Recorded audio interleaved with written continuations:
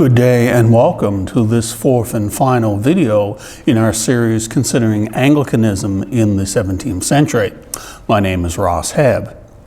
Last time we considered what is known as the Restoration in English history. In the year 1660, 1662, there was the restoration of both the monarchy to England and the restoration of bishops and the Church of England and the Book of Common Prayer as the official church within the realm of England. Well, that was a momentous event because it meant that the confusion and chaos of the previous 20 years of the English Civil War and the interregnum, of the rule of the military dictator Oliver Cromwell, all of that was behind them, and they now had the restoration of the monarchy and of the church. But as it turns out, there would be more turmoil within the next 10 years. And today's consideration is focused around an event in 1688 known as the Glorious Revolution. Now, what happened is that this tension that existed between the church and dissent or nonconformity continued on somewhat during this period from 1662 up to 1688. But there was a new element that was introduced. The present king, the returned king, Charles II, was coming under increasingly more the influence of Roman Catholic thought and Roman Catholic devotion. And his brother, James II, was overtly, publicly a Roman Catholic, and he was the successor to the throne. So the fear of Roman Catholicism and a resurgent Roman Catholicism within the context of European history, with empires like France rising and Spain still being strong, and the Counter-Reformation being very much a political force as well. All these things conspired together to increase a great deal of fear of resurgent Roman Catholicism within England. What in the world would happen if a Roman Catholic became the new king or the new monarch? Now, as it turned out, there was an effort within British society and British political circles to exclude James II from inheriting the throne, but that exclusion crisis and that effort indeed in the end failed. Now, Charles died somewhat suddenly and unexpectedly in the early part of the year 1685. And at that point of his life, he was a Roman Catholic. And so even though Anglican bishops were present in the chamber when the king passed away, they were not allowed or permitted or even asked to say a prayer. And there was a Roman Catholic priest who ministered to the dying Charles II. Now, his brother, James II, was openly, as I say, a Roman Catholic, and he ended up coming to England and being the new king. Now, in order to do so, he promised that he would support the Church of England and its position, even though he was a Roman Catholic, and he would continue the political and religious status quo. That's what he said. But there were signs that that wasn't going to be the case, really. For instance, at the time of his coronation, of course, in the church in London, an Anglican church service, but there was no Holy Communion celebrated or received by the new monarch. That wasn't possible for him as a Roman Catholic. Now, all was in quite a great deal of turmoil within England. There was what's known as the Mammoth Rebellion, which was crushed brutally. And then a number of things began to happen which revealed the true intention of James II as the new monarch in England. And a very ominous sign was that he prohibited bonfires on November the 5th of that year. Now, November the 5th, if you remember your British history, was Guy Fawkes Day. It's when the plot of Roman Catholic insurgents to blow up King James I in the English Parliament with gunpowder in 1605 was discovered and thwarted. And from that day onward, on November the 5th, they had burned bonfires in England, and they still do, in celebration of foiling that terrorist assassination plot on the monarch and on parliamentary infringe on the Parliament itself. So bonfires were banned under James II on November the 5th. Also, there was this process whereby the royal court became increasingly dominated by Roman Catholics and had a Roman Catholic and continental flavor to it. So that was an ominous development. Also, and this was very serious, James II started using his royal prerogative in the tradition of divine right kings, using his royal prerogative to grant dispensations and exercising a dispensatory power over the prohibitions, the penalties, and the limitations of Roman Catholics and others within English society. He promoted actively the promotion of Roman Catholics in the army to command positions, and also, of course, in the government, obviously, and then even imposed upon the universities, Cambridge and Oxford, and particularly in Oxford, Roman Catholics in leadership positions as the presidency of the university. And this was contrary to the laws of the land as they presently stood. So now England had a king, a Roman Catholic king, who, though he was promising to observe the status quo in matters of state and church, was actually exercising a very doubtful dispensatory policy in order to override what was very clearly the statutes of the land and what Parliament had decided. And also, at the appearance level, Jesuit priests openly walked the streets of the City of London, which was something that 20 years previously would have been absolutely unimaginable, let alone unheard of. And then finally, under the guise of toleration for dissent, nonconformity, as well as Roman Catholic co-religionists, James II issued in 1687 what's known as a Declaration of Indulgence, allowing for religious toleration. That is, penalties against both Roman Catholics and nonconformity being lifted or dispensed with. And this was what was contained in his Declaration of Indulgence.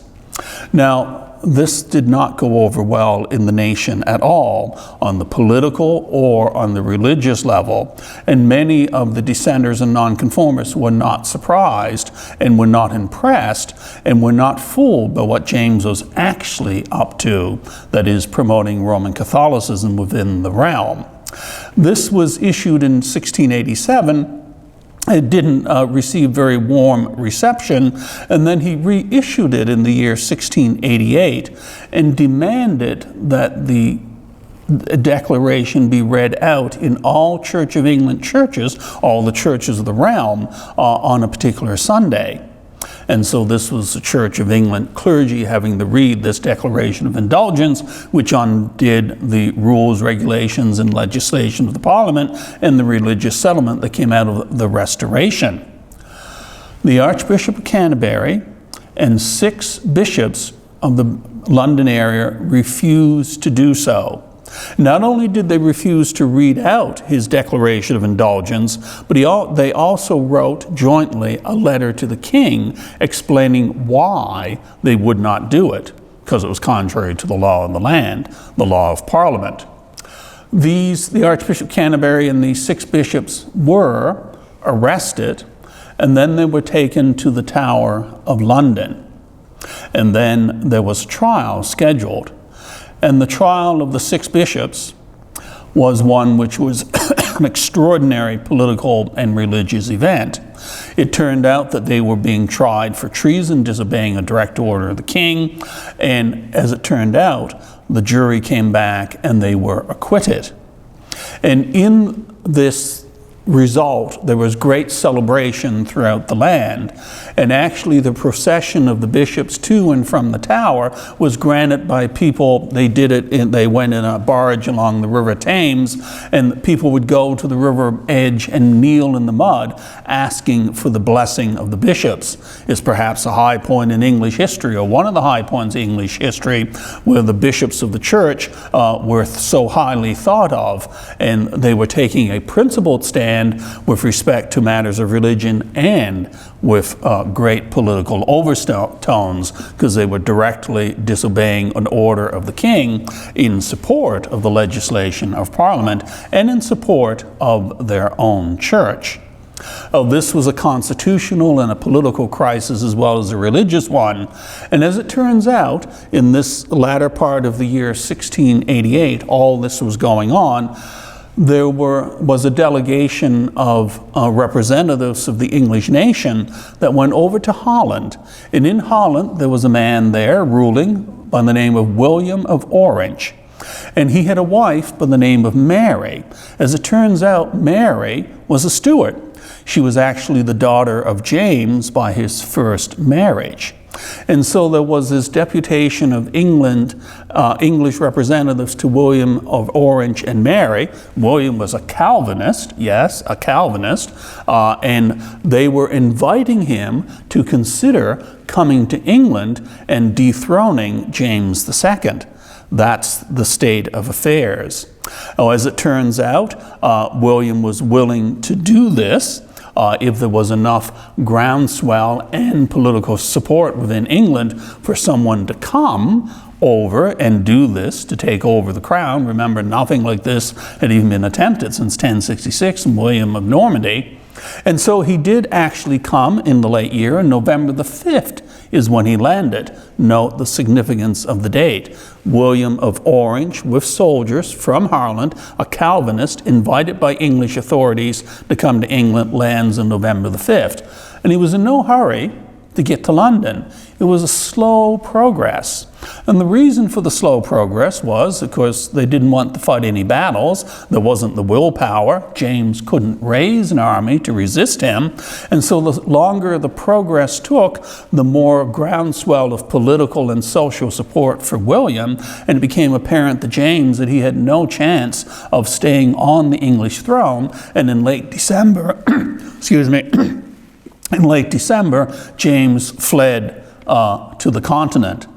And William of Orange and his wife Mary became de facto the ruling monarchs of England. A bloodless revolution.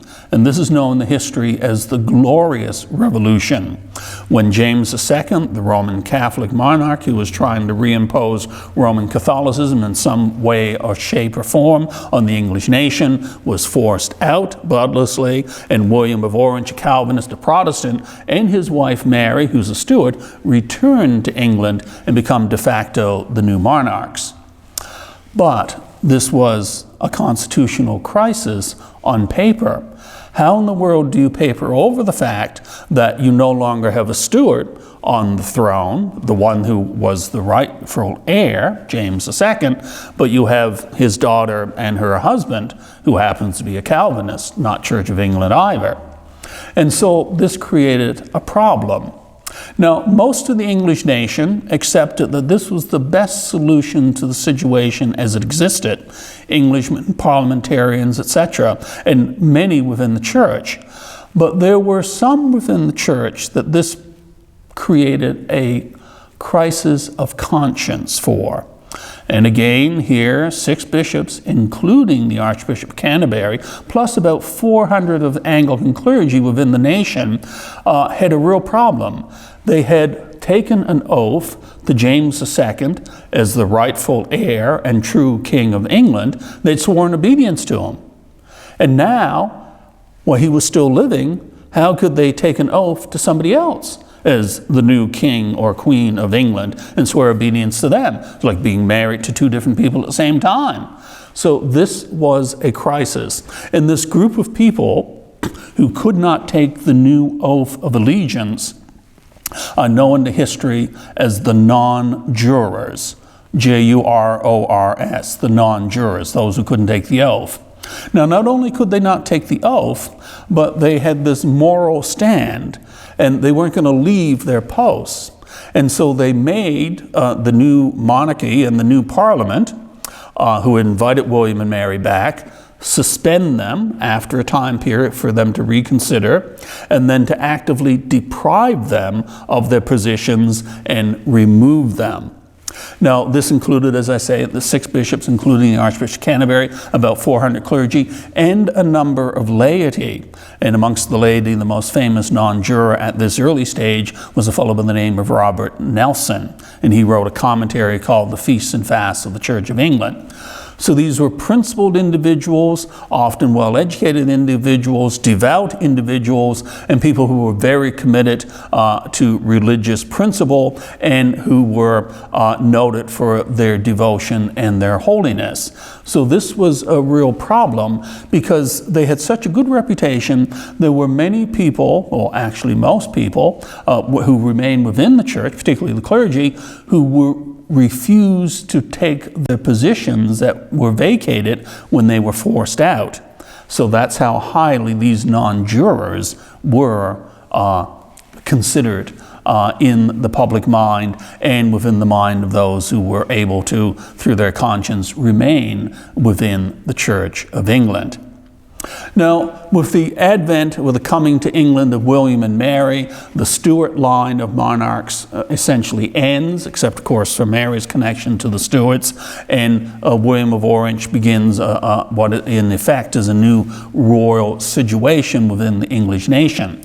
Now, not only was there a change, as I've explained, within the church with a new monarch, but also, of course, the relationship between monarch and parliament was very different now, too, because it was the English authorities through Parliament that were invited William and Mary back and who passed the necessary legislation to make this bloodless transition with Glorious Revolution constitutionally workable. So Parliament certainly had a new exalted position within the constitutional history of the English nation.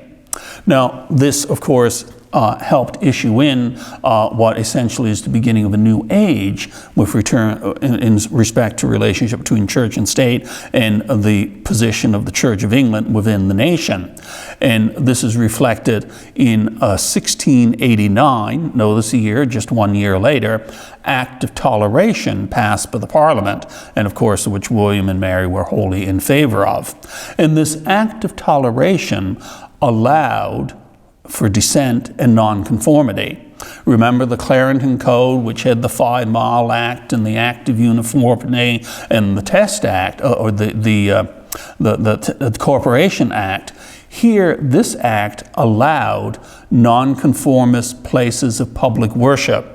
They would recognize, they could have churches. It allowed nonconformist preachers, nonconformist or dissenting teachers. And as long as the church and the clergy person was registered with the local Anglican authorities, they were legal and they could function. No more of this 5 Mile Act, keeping a dissenting preacher 5 miles away from the parish that they had previously ministered in. None of that anymore. And all this was allowed to dissent in nonconformity. Now, there were still restrictions. This didn't apply in any way, shape, or form to Roman Catholics or to that odd group, as they were considered, known as the Quakers or the Friends. And also, it did not lift the civil disabilities imposed upon nonconformity. They couldn't be justices of the peace or members of Parliament. But it did officially allow and create a space for nonconformity to exist as a separate religious entity with places of worship and recognized clergy within the English nation. And this dates from the Act of Toleration of 1689 and is a watershed event which comes after the Restoration and after the Glorious Revolution of 1688. Now, just before I close this 4th and final video in this series considering the 17th century, it is necessary to refer to something else which was going on throughout this century. And it is a historical event or a movement within Western thought. Earlier on in history, there was something known as the Renaissance, rebirth of a knowledge of classical knowledge and its impact on the society. At this point in history, throughout the 17th century, there was beginning and developing and flourishing what's known to intellectual history and to history generally as the Enlightenment. The Enlightenment. And the Enlightenment is characterized by one thing in particular: a new emphasis and a new estimation of the value, the power, the strength, and the influence of human reasoning. And this is a human reasoning over and against tradition, antiquity, inheritance, and revelation. And to give you a sense of the significance of this, I'll just mention two individuals who are well known and who are crucial, and are members, along with many others, representing this change in the estimation of the value of human thought. And those two individuals are two Englishmen, the one well known, Isaac Newton. And of course, everybody knows the story of Isaac Newton and the apple story and the discovery of gravity, so to speak. But we see in the life of Isaac Newton the use of reason. He reasoned, he was a physicist, he was a mathematician, he was a scientist, he was also a member of the Church of England and a faithful Anglican. But his estimation of the importance of human reason is what he brought to science and to the discovery of things, and also he brought the same sort of attitude towards religion. Now, it's a little known fact that Isaac Newton wrote a great number of commentaries on Holy Scripture, and he used reason to look at and to understand Scripture. And so, of course, yes, he believed in God, and he believed in revelation, believed in the supreme being, believed in the orderliness of creation, which is what his reason was discovering. And so Isaac Newton is the beginning of scientific development in a particular way, with the elevation of human reason as the judge and the standard whereby the things are assessed, valued, and estimated, and their application and importance to human beings. Reason applied in the field of science, in the field of natural investigation, even in the field of revelation, when it's turned on Scripture. Now, another individual who's very important in the long term, particularly in the next century, comes under a different category. Instead of a scientist, he was, of course, a philosopher, generally known as philosopher, and his name was John Locke, another Englishman. And he wrote on matters political as well as philosophical. He wrote treatises on government, and his treatises on government will have a great deal of influence in the next century and will have a great impact on the mindset, for instance, of the American Revolution. But that's a story for another time. Again, John Locke applied reason. Reason, he said, when it comes to matters of religion and the Christian faith, reason, he said, led to faith. That is, when the human brain, the mind, was applied, its reasoning was applied to the Christian religion, it actually saw things, discovered things, understood things, which led to faith in the heart. Notice how very different this orientation is. It's not the importance of revelation or the word coming down, but it is the human mind, its reasoning, which leads to faith. Now, this, of course, will have implications also when it comes to government. If the reasonableness of Christianity has to do with our applying our thought to revelation, to seeing how reasonable it is, and then that leading to faith. If you apply reason to government issues, perhaps one will conclude that authority does not come down from above, but perhaps it derives from somewhere else, and authority and structure within society and government is perhaps about other things rather than divine right of kings or authority coming from above. But again, that's something to unpack in more detail in the future. Finally, one last thing to mention that was happening at the end of the century, and it was after the Act of Toleration in 1688, and particularly in the last 10 years of this particular century, the development of religious societies within the English nation. And one man in particular at this early stage stands out, and his name is Thomas Bray. Thomas Bray, B-R-A-Y. As Thomas Bray formed a religious society known as the SPCK, the Society for the Propagation of Christian Knowledge. Still exists today, still publishes books. What the SPCK originally was founded by royal charter in those days was to promote libraries, particularly for poor clergy, and Christian learning, both at home in England and, tellingly, overseas in the plantations and the developing colonies. So Thomas Bray founded this SPCK with those religious educational and library concepts in mind, and it's the beginning of something which would grow and blossom and develop over the ensuing centuries. And then just moving into the next century, in 1701, Thomas Bray was behind another organization which is of at least as much importance as the SPCK, and it was the SPG, the Society for the Propagation of the Gospel in Foreign Parts. It was a quasi-official missionary society of the official Church of England with high church overtones that supported missionaries to go out into the various colonies. And there, of course, this has reference to North America. But that, my friends, is a story for another time, for another lecture series. I thank you at this juncture for watching these 4 videos on the history of Anglicanism in the 17th century. I hope you've enjoyed them and learnt something. Thank you and good day.